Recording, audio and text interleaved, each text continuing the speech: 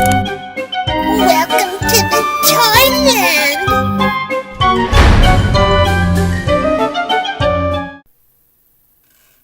Hey guys and dolls, welcome back to the Toyland.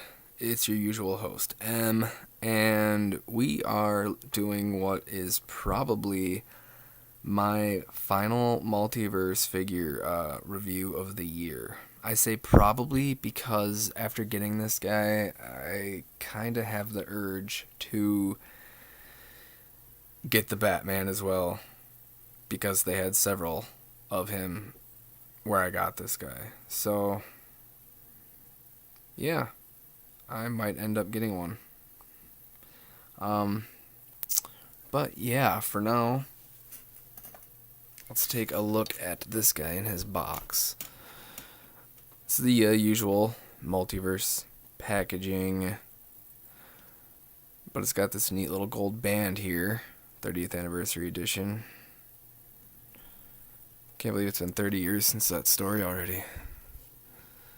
Still very influential, still very loved.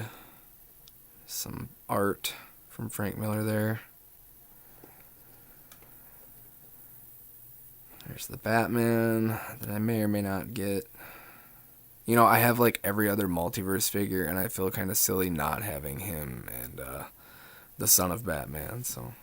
But I don't see the Son of Batman, and I need to pause for just a sec. Okay, so sorry about that. So yeah, back of the box. The other side, not much to it. Multiverse logo. The now old DC Comics logo. I really liked this turn the page logo, as I call it. So yeah, gonna miss that. But I also really like the new one too. Very 1970s-esque. It looks a lot like the 1970s DC logo, but with a circle around it. So let me pop this guy open, and we will take a look at him.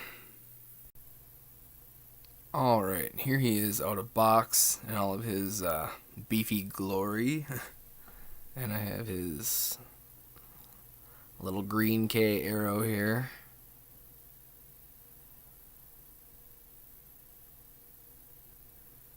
Very cool. Sorry, I was just staring at that and I started thinking about that scene and Batman's monologue. Good stuff. So yeah, here he is. Oh, good news. That cut that I thought he had on him, there's still a little there and a little right there, but it's actually paint. I'm pretty sure it's the flesh tone paint. So it was just a little splatter of paint, and it's scraped off pretty easily. I gotta be gentle though, so I don't scrape the blue, but there's a couple more spots. I'm gonna work on that later. So yeah, here he is. Gigantic, huge Superman figure. Look at the arms. Like the forearms from the front view. Look at the legs. It's crazy. Very cool. Look at them legs. Just a tank. So, I love this head sculpt too. They really did a good job with that.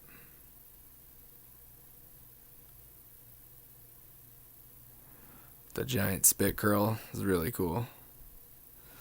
So, let's go over his articulation here. Let me refocus my light a little bit so it's on him. The head can go down. If I stand him, you can see it goes down. It's pretty decent. And it goes up pretty fair. So, not a bad range of movement there. Some of these multiverse figures have great head movement, and the other ones don't in terms of up and down. But yeah, you can see it goes all the way around as well. So yeah, good movement there. Shoulder goes out like that. Of course, it spins all the way around. He's got this upper bicep swivel, which doesn't really want to go all the way around because he's just that beefy. I bet this guy has a hard time wiping his bum. His elbow has the single joint there. Non-ratcheted or anything. Pretty smooth. All of his joints are moving pretty smooth. A couple of them are a little stiff, but... And he's got these big hands that just have the cut at the wrist. And they're both posed to hold the arrow. We've got an ab crunch that has a pretty good range of motion, especially down. Really goes down quite a bit there. Not quite as far back as it does go down, but he's got a nice waist swivel, very smooth.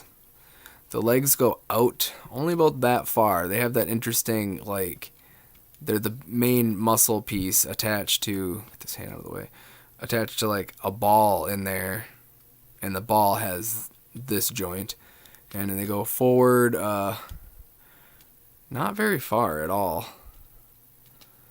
or back because of those independently molded shorts there. A little bit of a hindrance. And the knee, one of the joints that was a little stiffer, goes back that far and comes forward. He's got a cut in the boot here. It's a nice little addition. And of course the foot goes forward that far and back that far. Pretty good range of motion on his feet. They too, ooh, especially this one, ooh, you can see there's paint in it. Ooh, lots of paint. Look at that. Hold on.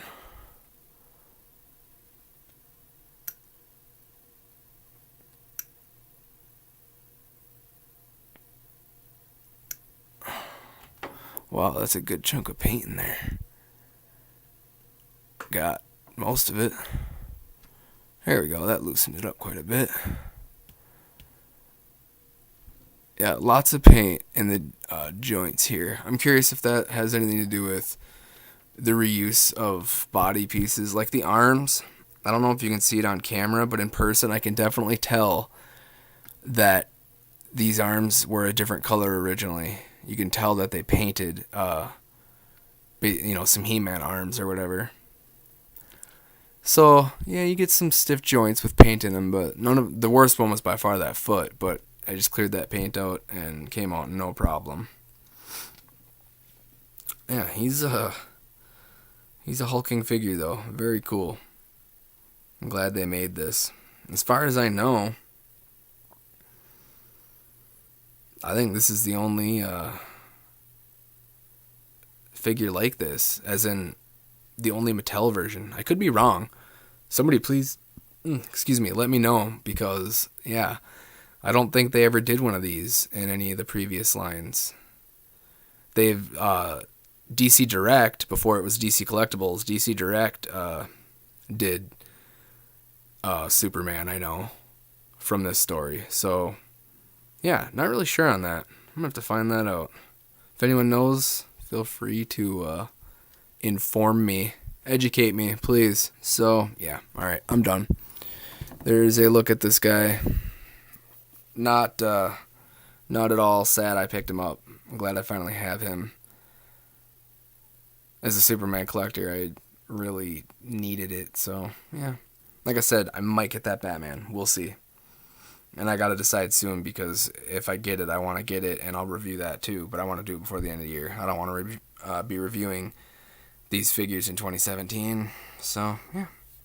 Alright, thanks as always for the tuning, guys. I appreciate it. And until next time, keep on rocking.